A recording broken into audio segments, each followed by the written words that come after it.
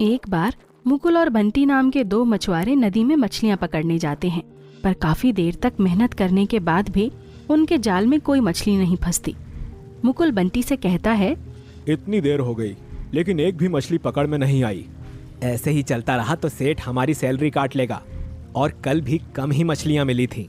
एक काम करते हैं, समुंदर से मछली पकड़ कर लाते हैं, सेठ भी खुश हो जाएगा। हाँ, हो सकता है वो खुश होकर हमारी सैलरी बढ़ा दे। दोनों समुद्र में मछलियां पकड़ने जाते हैं। काफी देर हो जाती है, वहाँ भी उन्हें कोई मछली नहीं मिलती। दोनों और आगे जाने की सोचते हैं। कुछ दूर जाने के बाद बंटी कहता है, यहाँ देखते हैं, यहाँ तो पक्का मिल ही जाएगी। ठीक है, मैं जाल फेंकता हूँ। ये कहकर मुकुल जाल फेंकता है और इंतजार करने लगता है। तभी उसे दूर खड़ा एक जहाज दिखाई देता है। तभी एक जहाज से भी बड़ी काली मछली, जिसके बड़े बड़े दांत, बड़ी बड़ी लाल आंखें, जो दिखने में बहुत भयानक थी और भूतिया लग रही थी, पूरे जहाज को अपने मुंह में डाल के चबा जाती है। मुकुल बंटी से कहता है, अरे बंटी भाई, देखो कितनी बड़ी और भयानक मछली है, पूरा जहाज को खा गई। ये देखकर बंटी डरते हुए कहता है, हे भगवान, इतनी भयानक मछली, चलो यहाँ से भागते हैं, नहीं तो ये हमें भी खा जाएगी। हाँ हाँ, जल्दी से निकलते हैं, चलो। ये कहकर मुकुल अपना जहाज स्टार्ट करता है और दोनों वहाँ से भाग जाते हैं और जाकर अपने सेठ को सारी बात बताते हैं। सेठ जी, आज हम मछली पकड़ने समुंदर में गए थे। वहाँ हमने एक बड़ी सी मछली देखी जो पूरे के पूरे जहाज को ही खा गई। अच्छा, तो तुम्हें क्यों नहीं खाया उसने? तुम्हें क्यों छोड़ दिया?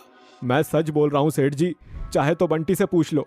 हाँ, मैंने भी देखा था, ये सच बोल रहा है। अच्छा, तो इसका मतलब आज फिर तुम मछली पकड़कर नहीं लाए और इसीलिए बहाना बना रहे हो। सेठ उनकी बातों पर यकीन नहीं करता। ऐसे ही कुछ दिन बीत जाते हैं। एक दिन सेठ अपने जहाज को व्यापार के लिए भेजता है। मुकुल और बंटी सेठ को जहाज भेजने के लिए बहुत मना करते हैं। सेठ जी, जहाज को मत भेजिए, वहाँ एक बहुत ही भयानक मछली है जो जहाज को खा जाती है। तुमने मुझे पागल समझा है क्या? अगर जहाज नहीं भेजूंगा तो कमाऊंगा कैसे? सेठ उनकी बातों पर यकीन नहीं करता और जहाज भेज देता है। उसका जहाज भी गायब हो जाता है। उसे लगता है कि ये सब मुकुल और बंटी ने किया है। सेठ उन्हें कहता है, मैं जानता हूँ तुम ही ने मेरे जहाज को गायब किया है। नहीं सेठ जी, हमने गायब नहीं किया। हमने तो आपको पहले ही समझाया था कि वहाँ जहाज मत भेजो, वहाँ एक बहुत ही भयानक मछली है और वो पूरे जहाज को ही खा जाती है। इतनी बड़ी मछली नहीं होती। तुम ही ने जादू टोने से मेरे जहाज को गायब किया है ताकि सब तुम्हारी कहानी पर यकीन कर लें। उनकी बातें सुनकर सेठ मन में सोचता है, चलकर देख ही लेना चाहिए। अगर ये सच बोल रहे हैं तो कुछ न कुछ करना पड़ेगा। कुछ देर सोचने के बाद सेठ चलने के लिए तैयार हो जाता है और कहता है, अच्छा ठीक है, मैं तुम्हारे साथ चल तो लूंगा, लेकिन अगर मछली मुझे नहीं दिखी तो तुम्हें नौकरी से जरूर निकाल दूंगा। ठीक है, हाँ निकाल देना, हमने मछली देखी थी। कुछ दिनों बाद तीनों उसी जगह पहुंचते हैं। उन्हें दूर एक जहाज दिखाई देता है। सेठ मुकुल से कहता है, कहाँ देखी थी तुमने मछली? यहाँ तो ऐसा कुछ भी नहीं लग रहा। अभी रुकिए सेठ जी, कुछ देर में मछली जरूर इस जहाज को खाने आएगी। अच्छा, जहाज खाने वाली मछली। तभी वो मछली पानी से निकलती है और एक जहाज जो बहुत सारे कैदियों को लेकर जा रहा था उसे खा जाती है। कुछ कैदी जहाज से कूदकर भाग जाते हैं।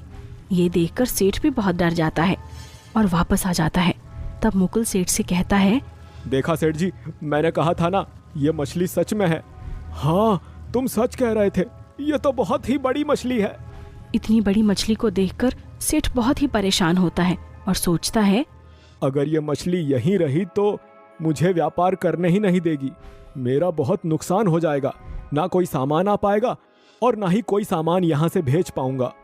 शाम को सेठ अपने घर जाता है और उसे परेशान देखकर उसकी पत्नी उससे पूछती है, बहुत परेशान लग रहे हो, क्या हुआ? हमारे जहाज को एक बड़ी मछली ने खा लिया, बहुत ही नुकसान हुआ है। एक मछली इतना बड़ा जहाज कैसे खा सकती है? मैं खुद देख कर आया हूँ, वो बहुत ही बड़ी है। आगे व्यापार भी नहीं कर सकता, नहीं तो सभी जहाज़ों को वो खा जाएगी। मैं एक साधु महाराज को जानती हूँ, वही हमारी मदद कर सकते हैं। दोनों उस साधु महाराज के पास जाते हैं और उसे सारी बात बता देते हैं। साधु उनकी बात सुनकर अपनी शक्तियों से उस मछली के बारे में पता लगाता है और कहता है, यह मछली कोई साधारण मछली नहीं, बल्कि एक भूतिया मछली है, और इसे खत्म करने के लिए तुम्हें इसके मुंह में भगवान हनुमान जी की मूर्ति डालनी होगी, जिससे यह मछली मर जाएगी। ये सुनकर सेठ अपने पुराने खाली जहाज में हनुमान जी की बहुत सारी मूर्तियां रखकर भेजता है और कहता है, तुम्हें मेरी बताई हुई जगह पर जाना है, और जैसे ही मछली जहाज खाने के लिए आए तो तुम जहाज से कूद जाना। ठीक है सर, मैं ऐसा ही करूँगा। जैसे ही मछली जहाज को खाने आती है, कैप्टन जहाज से कूद जाता है। ये देखकर मछली जहाज को खाए बिना ही वापस चली जाती है। ये सब सेठ दूर से देख रहा था। वो काफी परेशान हो जाता है और कहता है, अरे यार, इसने जहाज को खाया क्यों नहीं? अब कैसे मरेगी ये? मुझे साधु महाराज से पूछना पड़ेगा। वो वापस उस साधु के पास जाते हैं और सारी बात बताते हैं। साधु अपनी शक्तियों से पता लगाता है और कहता है, जहाज के अंदर जो आदमी होते हैं उन्हें खाती है, इसीलिए उसने वो जहाज नहीं खाया। तो अब इसका क्या उपाय है? साधु कहता है कि जहाज में एक इंसान का पुतला बनाकर रख देना और उस पुतले पर थोड़ा इंसान का खून लगा देना, जिससे वो मछली उसकी तरफ आकर्षित हो जाएगी और जहाज खा जाएगी। सेठ कहता है, ठीक है महाराज जी, मैं बिल्कुल ऐसा ही करूँगा। सेठ ठीक वैसा ही करता है और जहाज को भेजता है। खून की खुशबू से मछली वहां आती है और जहाज के चारों तरफ घूमने लगती है। सेठ दूर से ही अपने जहाज से ये सब देख रहा था। सेठ कहता है, अब इसे खा ले और मर जा। पीछे से मुकुल कहता है, अब की बार तो लगता है खा ही लेगी। मछली पूरे जहाज को खा जाती है। हनुमान जी की मूर्ति मछली के मुंह में चली जाती है, लेकिन मछली को कुछ नहीं होता। ये सब देखकर सेठ मुकुल से कहता है, अरे ये कैसी मछली है, मरने का नाम ही नहीं ले रही। अब हम क्या करें?